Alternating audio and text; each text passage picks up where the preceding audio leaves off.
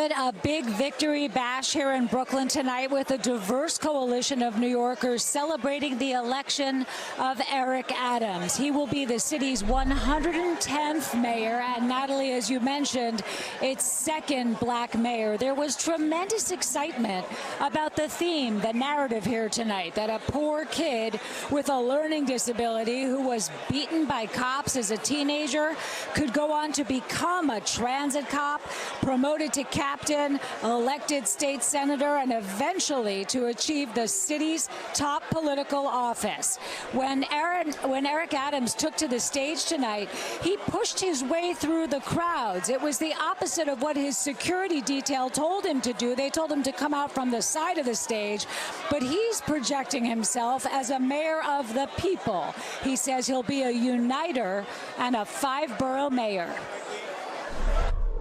You don't know how much you fuel me. You just fuel me every day. And let me tell you the uniqueness about the fuel, that it's a Shakespearean tragedy that many of you don't know. It doesn't matter if you are in Borough Park in Hasidic community, if you're in Flatbush in the Korean community, if you're in Sunset Park in the Chinese community, if you're in Rockaway, if you are in Queens in the Dominican community, Washington Heights, all of you have that power to fuel us. We are so divided right now.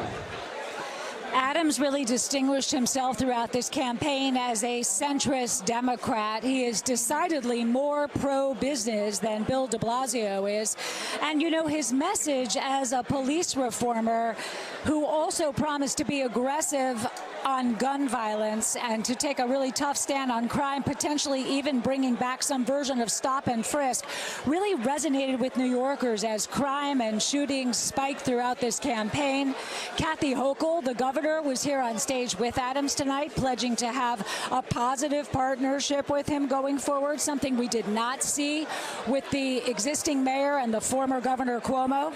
Meanwhile, Adams's Republican rival, Curtis Sliwa, was able to garner a lot of publicity with his red beret and his photo opportunities with his cats, but all of that did not really translate into enough votes. He said tonight that he had tried to call Eric Adams to concede, but he couldn't get Adams on the phone.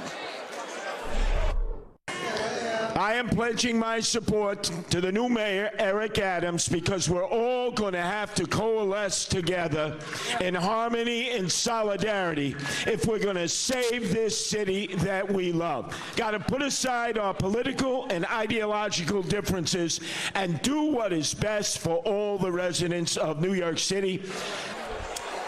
Eric Adams at one point tonight getting down on his knees on the stage, grateful for what he sees as having been an unlikely success story and the message that that story sends to other New Yorkers who might be struggling. But a bittersweet moment as well for Eric Adams, who talked a lot this morning about how he lost his beloved mother just a few months ago during the campaign. But this campaign that started out at the height of the pandemic with candidates campaigning mostly on Zoom now is in its final stages. The transition officially begins, and there's about to be a changing of the guard at City Hall. That'll happen on January 1st.